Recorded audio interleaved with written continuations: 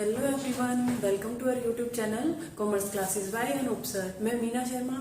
आज हम कम्युनिकेशन में पढ़ेंगे कैरेक्टरिस्टिक्स ऑफ कम्युनिकेशन।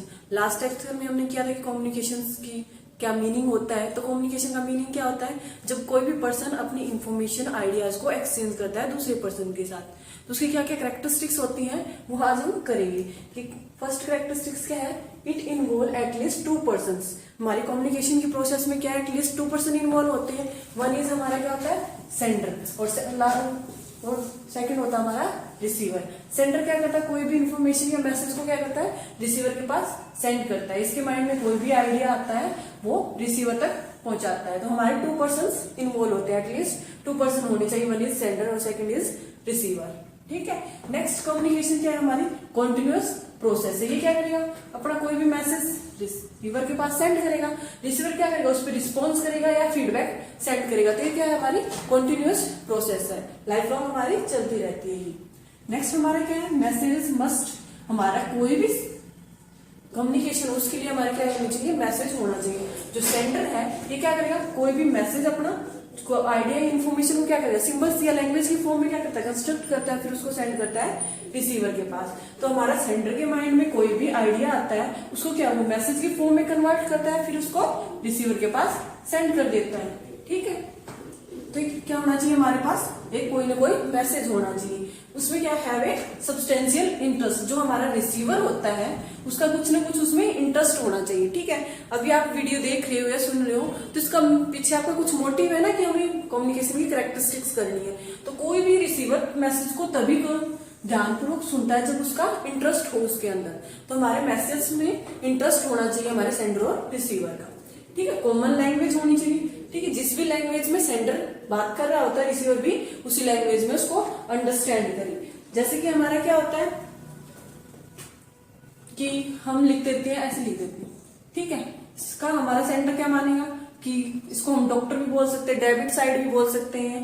ठीक है। तो हमारा दोनों के लिए क्या होना चाहिए? सेम मीनिंग इसका होना चाहिए। ठीक है। जैसे कि मैंने और वर्ड बोलते हैं, ठीक है, वो हिंदी में भी हो सकता है और इंग्लिश में भी। इंग्लिश में और का मतलब क्या होता है? या होता है, जबकि हिंदी में और का मतलब क्या होता है? इंग्लिश में क्या होता है? एंड होता है। ठीक है। तो क्या होना चाहिए? जो सेंडर और रिसीवर है उनकी लैंग्वेज क्या होनी चाहिए? कॉमन होनी चाहिए, ताकि वो कम्युनिकेशन को इजीली रिसीव कर सके। ठीक है। हमारी क्या होनी चाहिए? कॉमन लैंग्वेज होनी चाहिए सेंडर और रिसीवर के बीच में। नेक्स्ट हमारा क्या आता है? कम्युनिकेशन में भी रिटन, ओरल और गेस्चर्स। हमारा रिटन और ओरल किसका पार्ट था? हमारी वर्बल कम्युनिकेशन का था ना। और ये गेस्चर किसका था? नॉन वर्बल का। ठीक है। और ये हमारा किसका था? वर्बल का पार्ट। ठीक है। तो हमारा कम्युनिकेशन किसी भी फॉर्म में हो सकता है, वर्बल में और नॉन वर्बल में। वर्बल में हमारे टू पार्ट आ जाते हैं, रिटन और ओरल। जबकि हमारे नॉन वर्बल में क्या आ जाएगा? गेस्चर्स। जब हम साइन लैंग्वेज का यूज करते हैं या सिंबल्स, जो हम बॉडी मूवमेंट के थ्रू, जो लास्ट हमने वीडियो में किया भी था कि हम बॉडी लैंग्वेज का यूज करते हैं गेस्चर्स वगैरह के लिए। ठीक है। उसके बाद आता है communication is a two way process. Communication क्या है? Two way process. इसमें क्या होता है? हमारा फीडबैक होता है। ठीक है। वन वे में क्या होता है कि सेंडर सिर्फ मैसेज को सेंड कर रहा है रिसीवर तक, जबकि हमारी कम्युनिकेशन क्या होनी चाहिए? टू वे प्रोसेस होनी चाहिए। रिसीवर क्या उस पर रिस्पॉन्स भी या फीडबैक भी देना चाहिए। ठीक है। हमारा क्या होना चाहिए? इसमें फीडबैक भी होना चाहिए साथ में, तभी हमारी कम्युनिकेशन क्या होती है? इफेक्टिव होती है। तो ठीक है, हमारी कम्युनिकेशन क्या होनी चाहिए? टू वे प्रोसेस होनी चाहिए। नेक्स्ट क्या है? It's primary purpose to motivate a response. हमारा जो सेंडर का मेन मोटिव क्या होता है कि रिसीवर को उस पर मोटिवेट हो कुछ करने के लिए। जैसे टीचर आपको टीचिंग करवाते हैं तो उसके पीछे उनका मोटिव होता है ना कि आपको कंसेप्ट लर्न हो जाए या आप अच्छे से उसको यूज कर सको। ठीक है। तो हमारा कोई भी मोटिव होना चाहिए कम्युनिकेशन के पीछे, और उसको क्या होना चाहिए? जो हमारा रिसीवर है उसमें रिस्पॉन्स भी करे। कम्युनिकेशन में भी फॉर्मल और इनफॉर्मल। कम्युनिकेशन क्या है? हमारी फॉर्मल और इनफॉर्मल दोनों टाइप से हो सकती है। फॉर्मली कैसे? जैसे हमारी कोई भी ऑर्गेनाइजेशन होती है जो सुपीरियर और मैनेजर के बीच में होता है, या हमारे सबॉर्डिनेट का और सुपीरियर के बीच में क्या रिलेशन है, वो क्या आता है? हमारे फॉर्मल में आ जाता है। और इनफॉर्मल में आपका आपके फ्रेंड्स के साथ, फैमिली के साथ, वो सब रिलेशन। ठीक है। तो हमारी कम्युनिकेशन क्या होनी चाहिए? फॉर्मल या इनफॉर्मल हो सकती है। Communication is all pervasive. All pervasive मतलब कि सार्वभौमिक, यूनिवर्सल है हमारी कम्युनिकेशन की प्रोसेस। उसका हम हर जगह यूज करते हैं, चाहे वो फॉर्मल हो या इनफॉर्मल हो। ठीक है, आप अपने फ्रेंड्स के साथ कम्युनिकेट करते हैं। इवन हमारे क्या होते हैं, एनिमल्स वगैरह भी, एनिमल जो होते हैं वो भी कम्युनिकेशन का यूज करते हैं। उनकी लैंग्वेज अलग होती है, वो अलग मैटर है, पर वो भी कम्युनिकेट करते हैं। कम्युनिकेशन क्या होता है, एक्सचेंज बेस्ड ऑन सिमेट्री और कॉम्प्लीमेंट्री।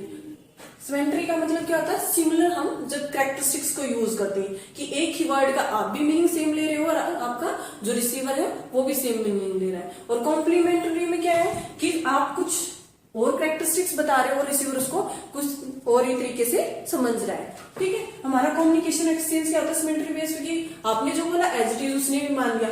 जैसे कि हमारा डेबिट मान लिया, मैंने आपको डेबिट साइड बोला, आपने भी उसको डेबिट साइड ही समझा। लेकिन मैंने बोला आपको डेबिट साइड, आपने उसको समझ लिया डॉक्टर वगैरह या कुछ और उसका मीनिंग निकाल लिया, तो वो हमारे किस में आ जाएगा, कंटेम्परेरी कॉम्प्लीमेंट्री में। ठीक है, उसके बाद आता है कम्युनिकेशन इज इंटरेक्टिव इंटरडिसिप्लिनरी सब साइंस। डिसिप्लिनरी का मतलब क्या होता है, सब्जेक्ट होता है हमारा कोई भी। ठीक है, हमारी कम्युनिकेशन क्या है, इंटरडिसिप्लिनरी साइंसेज है, यानी कि ये एक सब्जेक्ट से मिलकर नहीं बनी, बहुत सारे डिफरेंट सब्जेक्ट की इसमें हम स्टडी करते हैं। जैसे कि साइकोलॉजी की स्टडी, इसमें क्या आता है, स्टडी ऑफ एटीट्यूड, किसी भी पर्सन का हम एटीट्यूड स्टडी करते हैं कि जैसे भी हम कम्युनिकेट करते हैं तो सामने वाले का एटीट्यूड देखते हैं, उसी के अकॉर्डिंग हम क्या करते हैं, अपनी लैंग्वेज को चेंज कर लेते हैं या कम्युनिकेट करने का वे चेंज कर लेते हैं। ठीक है, जो हमारा रिसीवर है उसका एटीट्यूड देखकर ही हम कम्युनिकेट करते हैं कि सामने वाला हमारी बातों में इंटरेस्टेड है या नहीं है, अगर नहीं है तो उसको कैसे अट्रैक्ट करे, कैसे उसको इंटरेस्टिंग बनाए, वो सब किस में आ जाएगा, हमारे कम्युनिकेशन के कैरेक्टरिस्टिक्स में आ जाएगा। उसके बाद anthropology, study of body language. हम कम्युनिकेशन में क्या करते हैं, बॉडी लैंग्वेज का भी यूज करते हैं ना, गेस्चर्स, पोस्चर्स, इन सब का भी हम यूज करते हैं, तो वो भी उसकी स्टडी भी हमारी किस में आ जाएगी, कम्युनिकेशन में। ठीक है, नेक्स्ट आ जाता है सोशोलॉजी में क्या हम ह्यूमन बिहेवियर को स्टडी करते हैं कि कैसे एक ह्यूमन सोसाइटी में बिहेव करता है, उसका रिलेशनशिप कैसा है दूसरों के साथ, तो हमारा सेंडर और रिसीवर के बीच में कैसा रिलेशनशिप आ जाएगा, वो हम इसमें स्टडी करते हैं। ठीक है, नेक्स्ट आता है हमारा communication must have a content. जो भी हमारा कम्युनिकेशन होता है उसके लिए हमारे लिए मैसेज होना जरूरी है, उस मैसेज का पीछे कंटेंट क्या है वो भी होना चाहिए, उसके साथ कंटेक्स्ट भी। कंटेंट में क्या आ जाता है कि हमारा मैसेज का मीनिंग क्या है, क्या हम ट्रांसफर करना चाहते हैं, उसका सब्जेक्ट मैटर क्या है, वो आ जाएगा हमारे कंटेंट में। और कंटेक्स्ट में क्या आ जाएगा कि रेफरेंस की किस संदर्भ में हम कोई भी मैसेज कन्वे कर रहे हैं। ठीक है, वो अलग अलग टाइप से हो सकता है, जैसे कि हमारा साइकोलॉजिकल कंटेंट, फिजियोलॉजिकल कंटेंट। इसमें क्या होता है, ये हमारा मेनली प्लेस से रिलेटेड होता है। ठीक है, जैसे कि हम बात करने का हमारा तरीका अलग अलग जगह पे अलग अलग होता है। फॉर्मली हम बात करेंगे तो किसी और तरीके से, जैसे कि आप कोचिंग इंस्टीट्यूशन में बात करते हो, टीचर के साथ बात करते हो, उसका वे ऑफ कम्युनिकेशन अलग होता है। वही आप अपने फ्रेंड्स के साथ चले जाओ कहीं बाहर घूमने के लिए, ट्रेड फेयर वगैरह या फिर कोई भी जू वगैरह ऐसे जाओगे, तो वहां पे आपकी लैंग्वेज क्या होगी, अलग होगी, कम्युनिकेशन का वे आपका अलग होगा। तो हमारा किस पे बेस करता है, प्लेस के बेस पे। उसके बाद आता है हमारा सोशल कंटेक्स्ट। सोशल कंटेक्स्ट में क्या आ जाएगा कि हमारा रिलेशनशिप बिटवीन सेंडर और रिसीवर, जो हमारा सेंडर और रिसीवर है उसके बीच में कैसा रिलेशनशिप है। जैसे एक टीचर और स्टूडेंट का रिलेशनशिप अलग होता है, एक स्टूडेंट दूसरे स्टूडेंट के साथ कैसे बिहेव करता है वो अलग होता है, वो कैसे कम्युनिकेट करेगा उसके लिए हमारे पास अलग होता है। ठीक है, नेक्स्ट आता है हमारा साइकोलॉजिकल कंटेक्स्ट। ये क्या होता है, हमारी साइकोलॉजी के बेस पे हमारे कैसे दूसरों के साथ हमारे साथ रिलेशनशिप कैसे है। नेक्स्ट आता है हमारा हिस्टोरिकल कंटेक्स्ट। इसमें क्या आता है कि हमारा जो पास्ट के एक्सपीरियंस है, आपने किसी चीज को स्टडी किया, जैसे हमने पहले आपने कम्युनिकेशन का मीनिंग पढ़ा और अब आप कम्युनिकेशन का मीनिंग पढ़ रहे हो, तो उसके बाद क्या हमारे पास्ट के एक्सपीरियंस के साथ हम खुद को कनेक्ट करते हैं। तो टीचर क्या करता है, आप क्लास में आने से पहले, क्लास में आने के बाद क्या करता है, पीके टेस्टिंग करता है ना कि बच्चों को क्या कुछ आता है, ताकि उसी के आगे फर्दर उसको प्रोसीड कर सके। या फिर आपने पहले किसी घटना को देखा, उसी से रिलेटेड आप बातें कर रहे हो, तो उसको कम्युनिकेट कैसे करेंगे।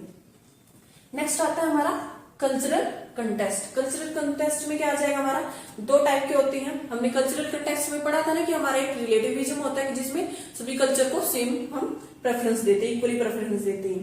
ठीक है, इसके बाद कल्चरल कंटेक्स्ट में क्या होता है, हाई कंटेक्स्ट और लो कंटेक्स्ट। हाई कंटेक्स्ट में क्या आ जाएगा, ये हमारी ईस्टर्न सोसाइटीज मेनली इसको फॉलो करती है। इसमें क्या आ जाएगा, नॉन वर्बल, वो क्या करती है कि ओरल और रिटन को ज्यादा प्रेफरेंस नहीं देती, आपकी बॉडी लैंग्वेज क्या है उसके अकॉर्डिंग वो कोई भी डिसीजन लेते हैं। तो मेनली किस पे बेस है उनका, नॉन वर्बल के बेस में।